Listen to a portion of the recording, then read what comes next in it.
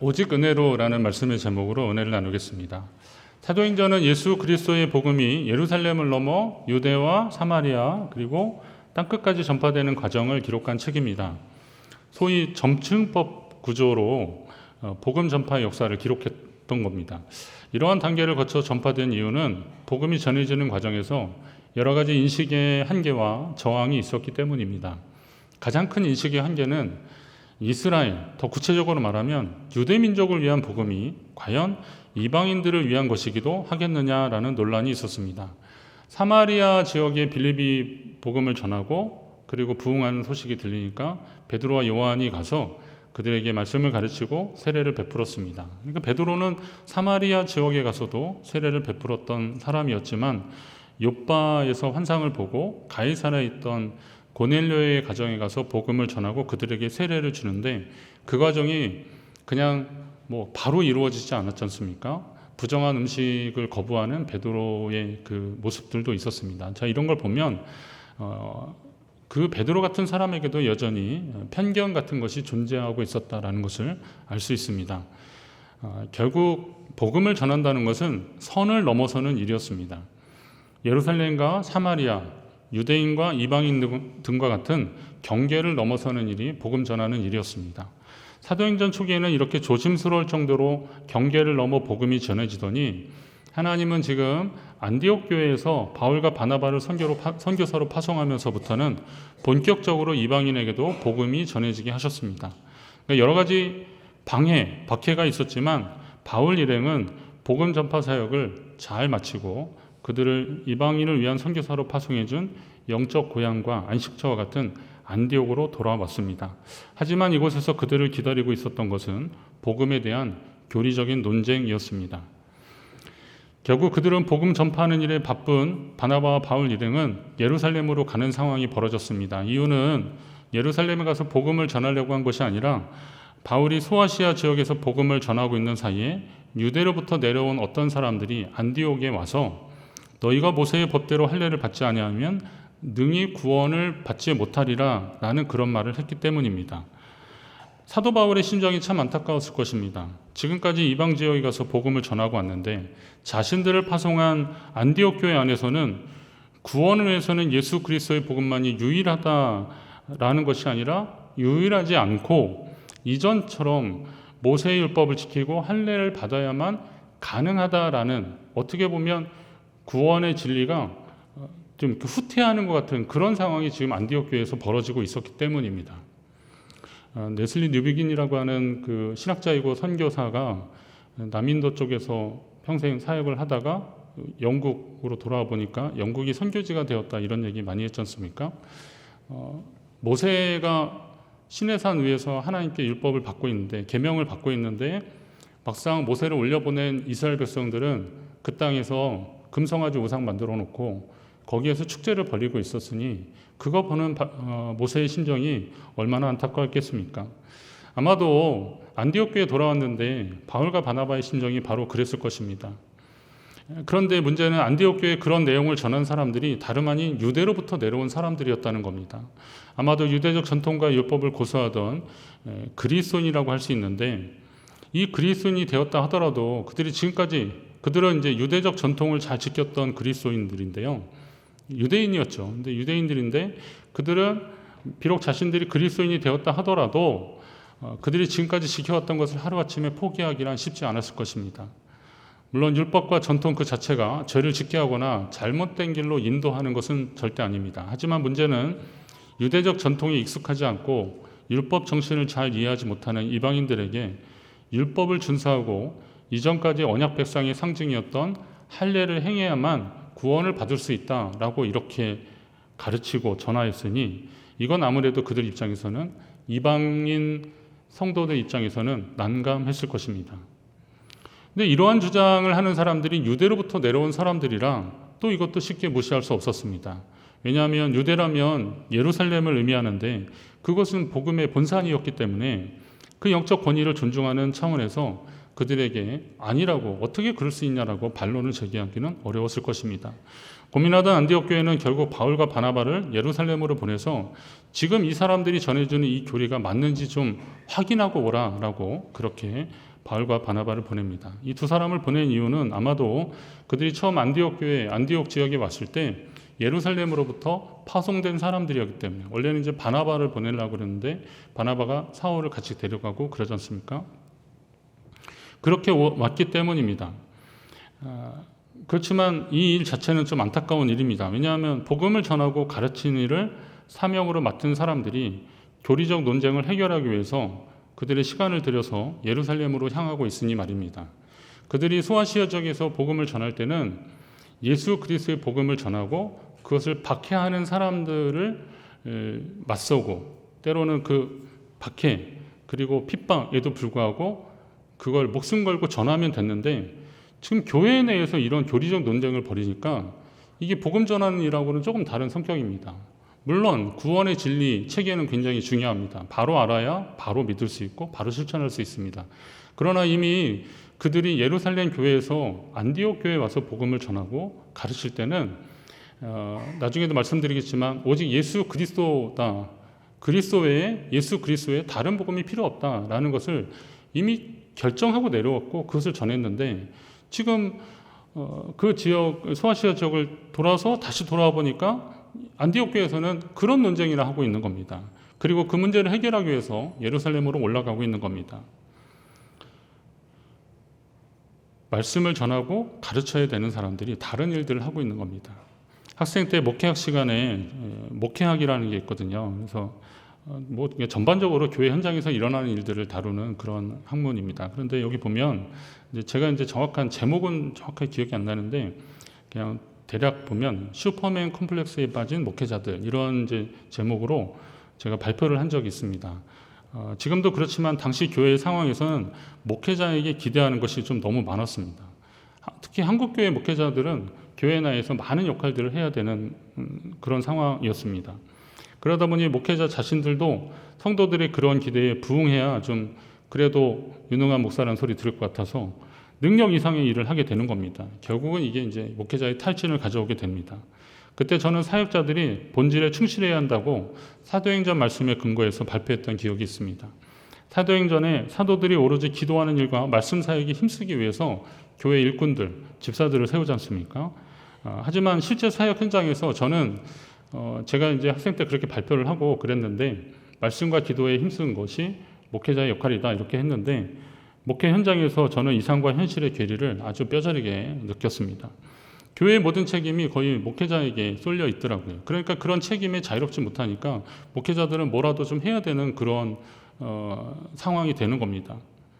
그리고 또 그런 책임을 실제적으로 막 책임을 계속 묻는 그런 풍토들이 있었습니다.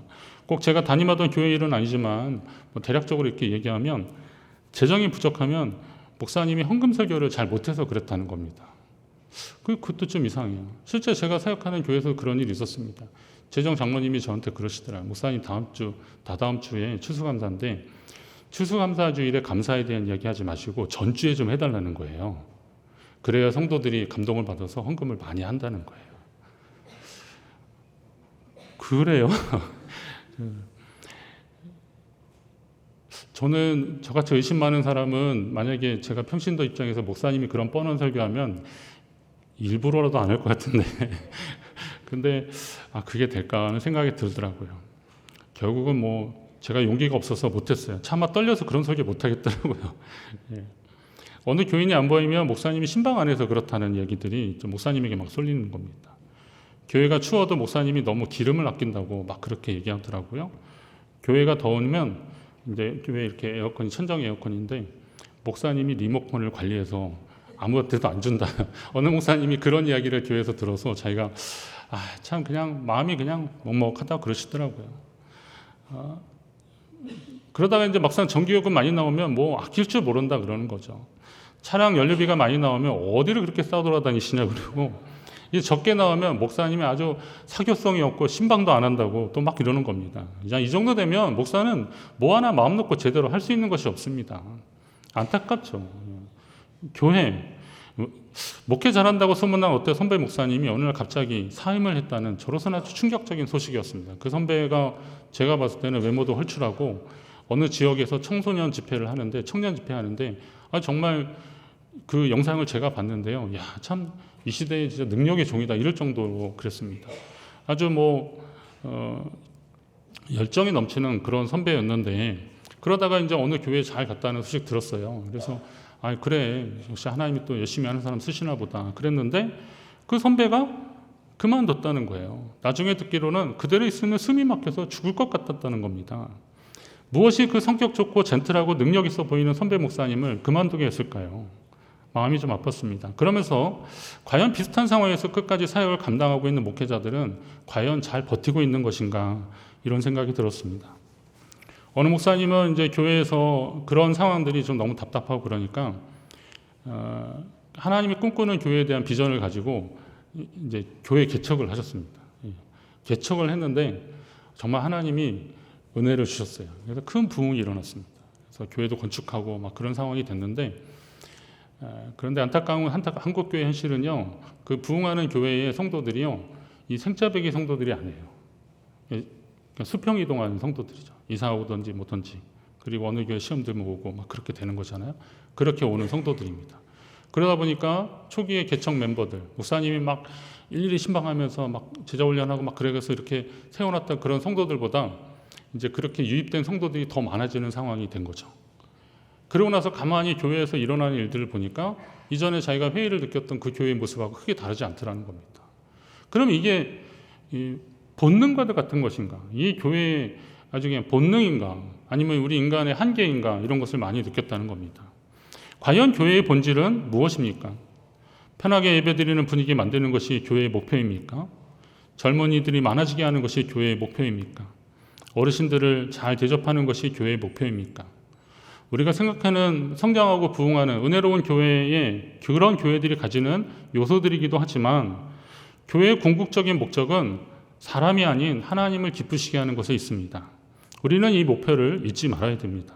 하나님이 영광 받으시고 하나님이 기뻐하시고 하나님이 역사하시는 교회가 되어야 하는 겁니다. 우리는 이런 교회를 다 꿈꾸고 있습니다. 그러나 우리 현실에 우리가 들려오는 이야기들을 봤을 때 과연 우리 교회를 통해서, 아니면 그 교회를 통해서, 이 땅의 교회를 통해서 하나님 기뻐하실까 한번 생각해 보게 됩니다. 초기 안디옥 교회는 영혼을 구원하고 복음을 전하는 데 전심을 다하는 교회였습니다. 바울과 바나바도 그들이 성령 충만하여 금식하며 기도하는 가운데 내가 불러 시키는 일을 위하여 바나바와 사울을 따로 세우라, 이렇게 하나님 말씀하실 때 그 명령에 순종하여 그들을 안수하여 파송했던 그 뜨거운 교회가 안디옥 교회였습니다. 자, 바나바와 바울이 이 명령에 순종하여 많은 고난을 당하면서도 죽을 각오로 복음을 전해서 소아시아 전역에 구원받는 영혼들이 많아졌습니다. 특별히 이방인 성도들이 막 늘어나는 거죠. 그래서 이 승리의 소식을 가지고 설레는 마음으로 안디옥 교회에 왔습니다. 지난번에 우리 말씀 나눴잖아요. 비시디 안디옥 이렇게 거쳐서 이렇게 다시 돌아왔습니다. 돌아와서 밤이 새는 줄 모르고 막 그 승리의 보고를 막 한 거죠. 그 이야기를 할 때까지는 좋았는데, 그런데 다시 또 마음을 가다듬고 교회를 딱 보니까 유대로부터 내려온 사람들이 모세의 율법을 지키고 할례를 행해야 구원을 받는다라는 것이 안디옥 교회에 지금 교리적 논쟁이 지금 벌어지고 있는 겁니다. 그러니까 바울과 바나바 입장에서는 이게 참 안타까운 것이죠. 영혼을 살리는 일이 아니라 교리적 논쟁을 하고 있는 안디옥 교회 이 상황을 보면서 얼마나 안타까웠겠습니까? 여러분, 그들이 구원의 교리가 부족해서 복음 전파 사역을 못하는 것입니까?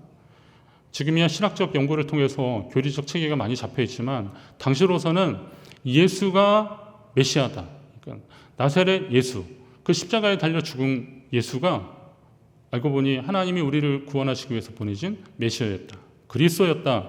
그러니까 예수는 그리스도다라는 사실과 누구든지 주의 이름을 부르는 자는 구원을 받으리로다, 이 사실이 누구든지 주의 이름을 부르는 자는 구원을 얻으리로다라고 하는 것이 복음의 핵심이었고 전파의 내용이었습니다.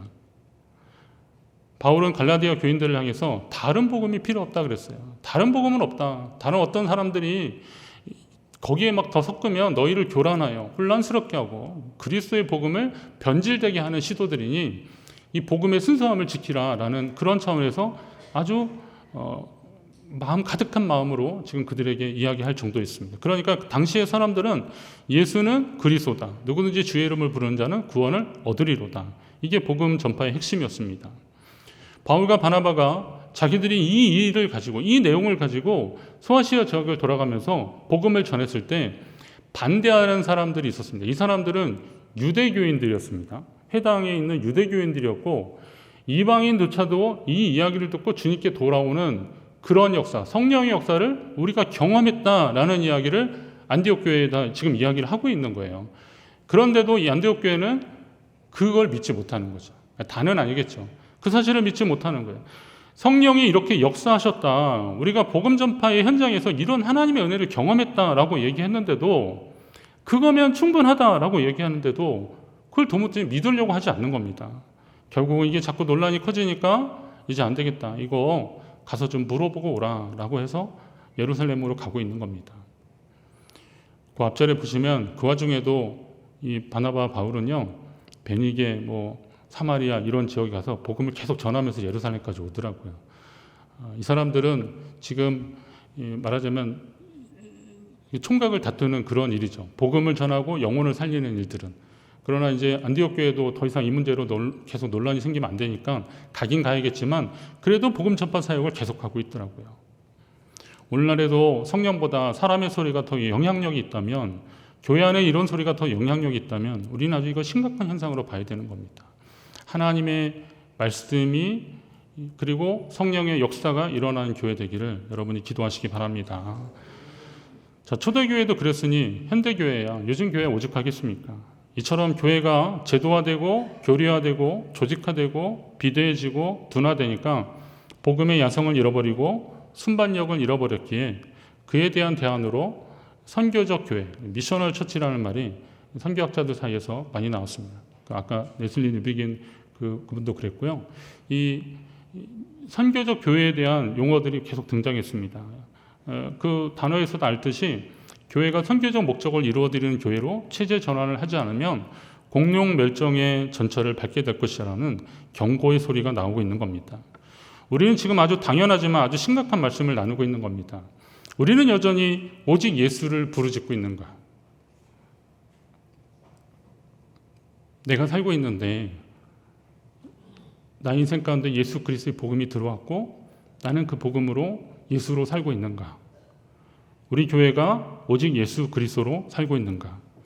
그 밖의 것들로 인해서 필요 이상으로 심각한 나머지 교회의 본질을 놓치고 있지 않는가라는 겁니다. 어느 교회 성악을 전공한 세 가족이 교회에 등록을 하게 됐습니다. 그래서 성가대 총무님이 너무 좋아서 그분에게 이렇게 설득을 해서 성가대를 같이 하기로 했답니다. 그런데 당회에서 어느 장로님이 성가대원은 세례받은 자라라고 하는 자격이 있는데 그 사람 세례 안 받았으니까 성가대하면 안 된다라고 했답니다. 짐작하셨겠지만 성가대원을 세례교인이라고 하는, 세례교인 이상으로 하는 이유는 뭡니까? 하나님의 성호를 찬양하는 사람들이라면 적어도 그 찬양의 가사와 내용을 이해할 만한 사람, 이왕이면 그런 사람들이 함께 찬양을 하면 좋겠죠. 여러분 혹시 나 노래 정말 잘해서 성가대원 됐다고 생각하시는 분 계십니까? 김태래 집사님 빼고요. 다 어느 정도 노래 좀 하시는 분들이니까 그래도 용기를 내서 하시는데, 여러분 나 노래 잘해서 성가대원 한다 그러면 노래 잘하는 사람 다 끌어다 모으면 되죠. 그러나 성가대는 그렇게 운영되는 곳이 아니잖아요. 은혜 경험한 사람들이 내 노래가 하나님께 대한 찬양이 내 믿음의 고백이 되는 그런 마음으로 우리 하나님 앞에 부족하지만 찬양하고 그러는 거 아니겠습니까? 그러면 그래도 이제 성가대니까 어느 정도 음악적 소양은 있어야 되니까, 그래서 어느 교회는 성가대 막 오디션도 하고 막 그러더라고요. 예. 그렇게 하는 겁니다. 그리고 세례교인 이상이라고 좀 나름대로 규정을 만든 것은 이것을 이해할 만한 사람들이 같이 하면 좋겠다라고 하는 권장하는 것이, 그거 어긴다고 해서 뭐 감옥 가겠습니까? 그러면 좀 지혜로운 믿음의 교회라면 그 새로운 성도가 정착하는 과정에서 당신이 하나님께서 당신에게 주신 특별한 달란트가 있으니까 이걸 주를 위해서 좀 잘 사용해 보시라고 일단 잘 권면을 하고, 그러기 위해서는 세례교인으로 돼야 되는데 세례교육까지 잘 받도록 교회 열심히 잘 다니자 이렇게 하고, 그리고 양해를 구해서 같이 성가대 하면 얼마나 좋겠습니까? 근데 규정이 있으니까 안 된다라고 하는 그 교회는 결국은 그 성도 다른 교회로 가버렸다 그러더라고요. 그 목사님 너무 안타까워서 그런 얘기를 하더라고요. 제가 그 얘기 들으면서 우리 교회가 지금 어디로 가고 있는 건가? 이 땅의 교회들이 지금 어디로 가고 있는 건가? 하나님 아버지가 그 영혼을 통해서 그 영혼, 그 심령을 통해서 하나님이 찬양받으시면 얼마나 기뻐하셨을까? 그러나 우리는 제도나 규범 때문에 그런 성도들을 하나님의 교회로 품지 못한다면 다른 교회 갔다니까 그래도 그나마 다행인 것 같아요. 예, 그것도 다행이죠. 왜냐하면 거기도 하나님 교회니까. 그러나 교회가 만약에 이런 일로 인해서 소진한다면 하나님의 구원의 역사, 복음의 역사는 언제 일어나는 겁니까? 규정은 교회의 질서를 위한 일들입니다. 이건 분명합니다. 당연히 필요합니다. 그러나 그 중심은 사람이 아닙니다. 오직 하나님께 있습니다. 주의 몸된 교회를 이루기 위해서 필요한 최소한의 약속이지 그것이 모든 것을 다 가능하게 하는 것은 아니라는 겁니다. 어떤 규정이나 제도는 주님보다 위에 있을 수 없습니다. 우리 교회 안에 주님이 중심이 되고 주님이 기뻐하시는 일이 일어나기를 주의 이름으로 축원합니다. 바울과 바나바가 가져온 질문에 예루살렘 교회가 의논하기 시작했습니다. 예상하셨겠지만 거기 가서 안디옥 교회 가서 그런 말을 했던 부류의 사람들이 예루살렘 교회에 가득 있었던 거죠. 이 바리새파 사람들이 그런 얘기하는 거예요. 이방인에게 할례를 행하고 모세의 율법을 지키라 명하는 것은 마땅하도다라고 주장하기 시작합니다. 여기서 이 바리새파라는 사람은 이 바리새파는요 예수님을 핍박하고 죽였던 바리새인들이 아니에요. 이 사람들은 그런 삶을 살기도 했었겠지만 예수 그리스도를 영접하고 하나님의 자녀된 교회의 구성입니다. 구성원들이에요. 교회 공동체의 구성원들이었습니다. 그러나 그들은 여전히 예수를 믿고 회심해서 교회 공동체 안에 들어왔어도 이전에 자신들이 지켰던 그 율법과 전통과 그런 규범들이 하나님께 나아가는 방법이다라는 것을 포기하지 않는 겁니다. 그래서 이방인도 예외가 없다라는 것을 계속 말하고 있는 거죠. 그런 이야기들이 계속 왔다 갔다 하는 사이에 베드로가 일어나서 이야기를 하는 거예요. 그 7절 이하의 형제들아부터 11절까지 말씀이 나오는데요. 이 말씀이 읽는 것만으로도 다른 설명이 필요 없습니다. 형제들아 너희도 알거니와 하나님이 이방인들로 내 입에서 복음의 말씀을 들어 믿게 하시려고 오래전부터 너희 가운데서 나를 택하시고 또 마음을 아시는 하나님이 우리에게와 같이 그들에게도 성령을 주어 증언하시고 믿음으로 그들의 마음을 깨끗이 하사 그들이나 우리나 차별하지 아니하셨느니라.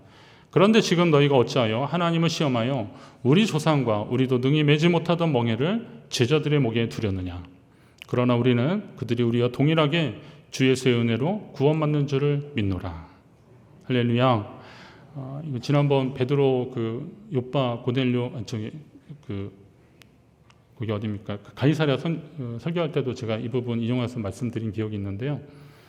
베드로가 그때 하나님의 환상을 보여주시고 그리고 고넬료의 집에 가서 복음 전하고 세례 준 그런 기억이 있었기 그런 사실이 있었기 때문에 베드로는 그것을 확신하고 지금 이런 이야기를 하고 있는 겁니다. 그러니까 여기에서 강조되는 것은 뭡니까? 하나님이 우리에게 같이 그들에게도 그들은 이방인들이죠. 성령을 주어 그들에게도 증언하게 하셨고 그들이나 우리나 차별하지 않으셨고 그랬다는 거죠. 그들이 우리와 동일하게 주 예수의 은혜로 구원받는 것을 나는 믿는다. 하나님이 내게 그것을 알게 하셨다라는 이야기를 하는 겁니다.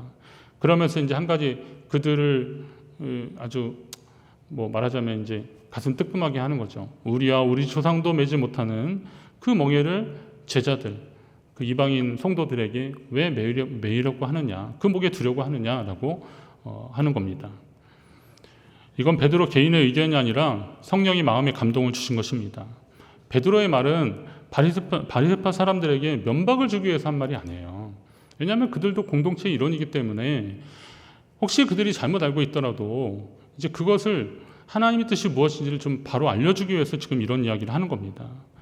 다만 베드로의 소원은 교회가 복음을 계기로 좀 앞으로 더 나아가자는 얘기를 하는 겁니다. 이방인 성도들에게도 하나님이 그들에게나 우리에게나 똑같은 성령으로 역사하셨는데 왜 우리가 그들을 판단하고 그러면서 우리의 이전법으로 그들을 강요하고 있느냐. 이건 하나님의 방법이 아니다. 하나님은 유대인이나 이방인이나 헬라인이나 똑같이 은혜 주셨고 오직 예수 그리스도의 복음으로 구원받기를 원하신다. 이게 하나님의 뜻이다. 우리는 이제 앞으로 나아가야 된다라는 이야기를 하는 겁니다. 어느 목사님이 교회에 새로 부임했습니다. 이건 아주 그냥 전해져 내려온 아주 유명한 얘기입니다. 의욕이 넘쳐서 교회 학교 아이들이 성경 지식이 어느 정도 되는지 궁금해서 주일 아침에 한 아이를 붙잡고 물었습니다. 얘야, 여리고성은 누가 어떻게 무너뜨렸니? 그랬더니 아이가 이제 새로운 목사님이 낯설기도 하고 또 잠깐 어리둥절하다가 제가 안 그랬어요 그러면서 막 울상하면서 도망가더랍니다. 교회학교 선생님을 만나서 방금 전에 있었던 이야기를 한 겁니다. 그랬더니 선생님이 글쎄요, 걔가 그럴 애는 아닌데 왜 그런 짓을 했을까요? 또 그러더랍니다. 근데 당일 시간에 이제 목사님이 이야기를 했더니 한 장로님이 뭐 어차피 일어난 일인데 어떡하겠습니까? 그냥 교회 재정으로 다시 세워주자. 거기에 동의합니다. 이러더랍니다. 예, 아멘이시죠? 민주주의 사회에서 회의는 다수의 의견을 모으는 효과적인 방법이 분명합니다. 그런데요, 다수의 의견이 하나님의 뜻인지를 스스로 묻지 않으면 우리는 다수결의 오류에 빠질 수 있습니다. 우리는 지금 사회에서도 많이 경험하지 않습니까? 많이 경험하거든요. 다수결로 이렇게 하려고 하는데 그 다수결의 오류가 혹시 있을 수 있습니다. 물론 다수결이 나쁘다는 말이 절대 아닙니다. 그러나 오류가 있을 수 있습니다. 왜냐하면 하나님의 역사는 의논의 과정을 통해서 결론이 나는 것이 아닙니다. 분명한 것은 우리는 하나님의 뜻을 묻는 사람들이지 주님의 뜻을 결정하는 사람들이 아니기 때문입니다. 예수님이 우리에게 가르치신 기도 중에서 뜻이 하늘에서 이룬 것 같이 땅에서도 이루어지이다. 이런 이루어지기를 바라는 그런 기도를 하는데요. 자, 하나님의 뜻은 이미 하늘에서 하나님이 마음을 정한 때부터 이루어진 겁니다. 하늘이라는 것이 어떤 공간적 개념이 아니라 하나님이 일하시는 현장이라고 본다면 하나님은 이미 하나님의 뜻을 마음에 정할 때부터 이루어지신 거예요. 그러면 그 뜻은 이 땅에서 그것을 사모하고 기도하는 사람들에 의해서 그 뜻이 이루어지는 거 아니겠습니까? 그러면 교회는 회의를 통해서 이 하나님의 뜻이 이 땅 가운데 이루어지는 방법을 논하는 것이 되어야 한다는 거죠. 교회는 회의를 통해서 어떤 일을 하지 말자는 결론을 내려서는 안 됩니다. 우리의 사정과 형편이 그 일을 하기에 벅차거나 아직 때가 아닐 수도 있습니다. 그러면 더 기도하자는 결론을 내려야지 그걸 하지 말자라는 결론을 내리면 안 됩니다. 하지 말자는 결론을 내리면 나중에 어떤 분이 마음에 감동이 돼서 그걸 하려고 해도 그때 하지 말자고 결론 내렸으니까 하면 안 된다라는 그런 상황이 돼버리는 겁니다. 그럼 하나님이 그를 통해서 하실 일들이 있을 텐데 그게 막혀버린다고 한번 생각을 해보십시오. 이거 어떻게 누가 감당하겠습니까? 어느 교회에서 교회가 부흥이 돼가지고 성도들이 이제 꽉꽉 차니까 당연히 어떻게 하겠어요? 교회 건축에 대한 이야기가 나오기 시작했습니다. 그래서 직원들하고 이제 회의를 하는데 건축하면 여러분 은혜를 우리가 하나님이 이렇게 주셨으니까 교회 건축해야 되지 막 이렇게 하시는 분들도 있지만 건축하면 무슨 생각이 납니까? 뭐 흙벽돌 찍어가지고 그냥 짓나요? 이거 다 헌금해야 되잖아요. 그러니까 복잡해지는 거죠. 이제 막 그러면 헌금을 해야 되는 문제도 생각하니까 이제 망설여지고 그러다가 아직 때가 아닌 것 같습니다. 뭐 이렇게 시작하면서 해서 우리 교회가 뭐 이제 좀 차고 넘치는데 적어도 한 3, 4부 드리면서 그냥 차고 넘치면 그때서는 한번 하자라고 하는 겁니다. 그 교회가 지금 10몇 년째 계속 그 얘기하고 있답니다. 안타깝습니다. 하나님이 일하시는 방법들이 분명히 있을 것입니다. 그냥 하지 말자, 쉽게 하지 말자는 결론을 내리기는 쉽습니다. 그러면 하나님의 뜻은 언제 여쭙는 것입니까? 성도는 하나님의 뜻이 세상 가운데 이루어지기를 기도해야 되는 겁니다. 그러니 교회 회의는 하나님의 뜻을 어떻게 이루어드릴까 고민하고 기도하고 의견을 나누는 그런 회의가 되어야 하는 겁니다. 여러분, 회의 시간이 기도 시간보다 더 길어서야 되겠습니까?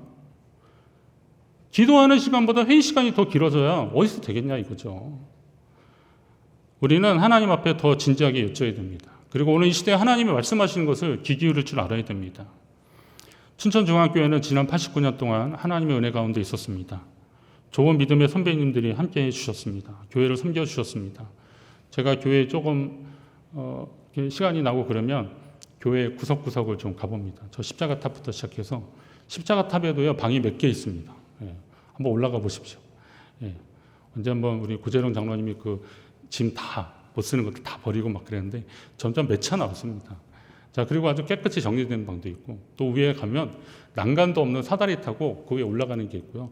그 무슨 마징가 제트 나오는 것처럼 이렇게 뚜껑 열면 밖으로 나가는 그런 것도 있습니다. 한 몇 번 올라갔는데 이제 다리가 떨려서 거기 못 올라가겠더라고요. 하여튼 그런 데도 있어요. 여러분 그 성가대에서 위에 보면은요. 여기 방 하나 있는데 이 방에 그 윤철중 원로 목사님 서적서부터 해서 교회 기록 자료들이 좀 있습니다. 사진들이 좀 있는데 얼굴 나온 사진 막 버리기 뭐하니까 그냥 쌓아놓은 거예요. 아마 그 사진은 교회 어디 곳에 그냥 이렇게 잘 장식되었던 그런 사진이었을 겁니다. 거기에는 돌아가신 분들도 있고 지금은 뭐 아주 머리가 백발이 되셨는데 그때는 완전 새댁의 모습들도 분명히 있을 겁니다. 이 공간 위에 올라가면은요, 여기에 그 노인대학 때 전산실로 컴퓨터 배우고 그랬다 그러더라고요. 그거 다 이제 옛날 컴퓨터 다 정리를 했는데 어떤 분이 그러더라고요. 목사님 거기가 컴퓨터실이 아니라 원래는 대학 청년부실이었어요.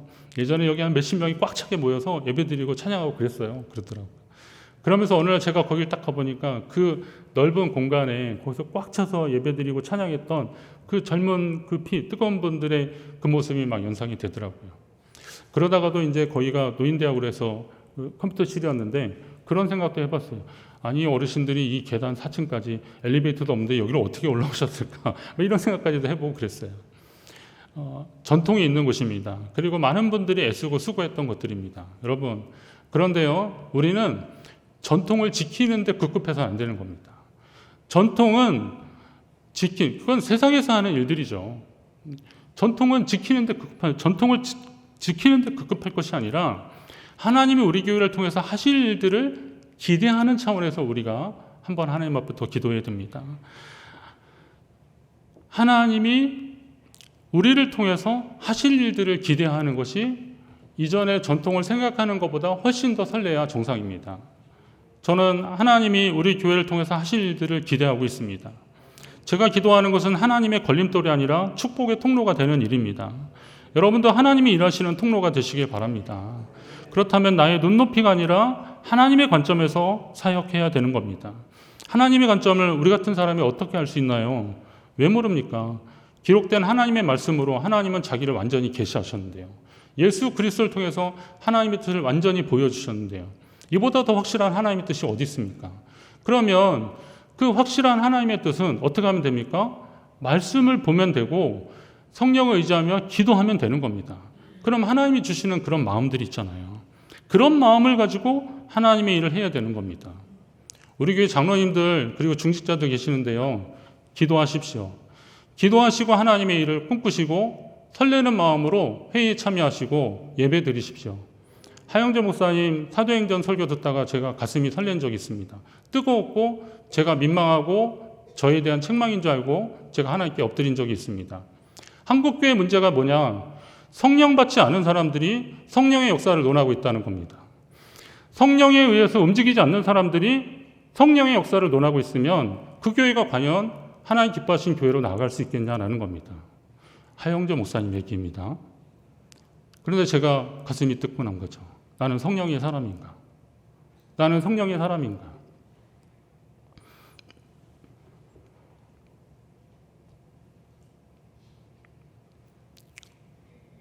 교회에 중요한 결정을 하는데 제 입만 바라보고 있는 장로님이나 성도님들을 보는데 나는 이 일을 정말 성령의 음성에 따라서 결정하고 기도하고 결정하고 있는가? 사람의 여론에 의해서 어쩔 수 없이 그냥 그래요. 좋은 게 좋은 거죠. 라고 결정하고 있는가? 아니면 이거는 하나님이 오늘 우리에게 주시는 사명입니다. 라는 차원에서 이걸 결정하고 말하고 있는가? 저는 참 비겁했습니다. 지금도 온전하지 않은 것은 솔직한 저의 고백입니다. 사람을 의식하게 되고요. 주변 분위기를 자꾸 보게 되더라고요. 물론 하나님이 세우신 사람들이 있잖아요. 그리고 그런 것을 통해서 좋은 방향으로 가게 하는 것들이 있습니다. 저는 그걸 기대합니다. 우리 장로님들이 진중한 의견을 내놓으실 때 그런 이야기가 하나님의 성령에 의해서 감동되는 말씀이기를 저는 기대하면서 그 말씀을 들으려고 하고 있습니다. 교회에서 직원회나 아니면 기관 회의를 할 때도 하나님이 우리 시대에 꼭 필요한 주의 말씀을 주시는구나 라는 그런 설렘으로 그 말씀을 통해서 이미 이루어진 하늘에서 이루어진 그 뜻이 우리를 통해서 이루어지고 있구나 라는 설렘이 우리 교회 가운데 더 많아지기를 간절히 바랍니다. 우리는 다시 말씀드립니다. 하나님의 뜻을 결정하는 사람들이 아닙니다. 하나님의 뜻을 실행하는 사람들입니다. 그러려면 어떻게 하셔야 됩니까? 말씀과 기도로 성령 충만함으로 하나님의 뜻을 아는 사람들이 되어야 됩니다. 먼저 여러분이 성령의 인도함을 받는 사람들이 되시길 바랍니다. 성령 충만하고 성령의 인도하심을 받으라 그러면 성령 충만한 현상에 대해서만 우리는 집중하더라고요. 성령 충만한 현상에 대해서만 궁금해 하더라고요. 방언하고 환상 보고 예언하고 그리고 뭔가 좀 요란한 그런 성령 충만한 현상에 대해서만 얘기합니다. 그러나 여러분, 그런 것도 하나님이 보여주시는 성령의 역사이기도 하지만 무엇보다도 성령 충만한 사람은 그 마음의 중심이 하나님에 의해서 이끌려가는 사람입니다. 그런 사람은 하나님 앞에 기도하는 사람이고 말씀에 균형을 맞추고 건강성을 유지하는 사람입니다. 그런 사람들이 많아지는 교회가 하나님의 뜻을 이루어드리는 교회입니다. 우리 교회가 바로 그런 교회, 춘천중앙교회가 다른 복음이 아닌 오직 예수 그리스도만으로 충분합니다. 그리고 우리는 그 뜻을 이 땅 가운데 전하는 것이 우리의 사명입니다.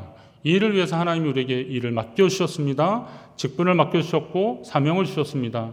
우리는 이 일을 감당하는 것이 세상에 어떤 일을 하는 것보다 가장 행복하고 즐겁습니다. 이 고백이 저와 여러분의 고백이 되기를 간절히 바랍니다.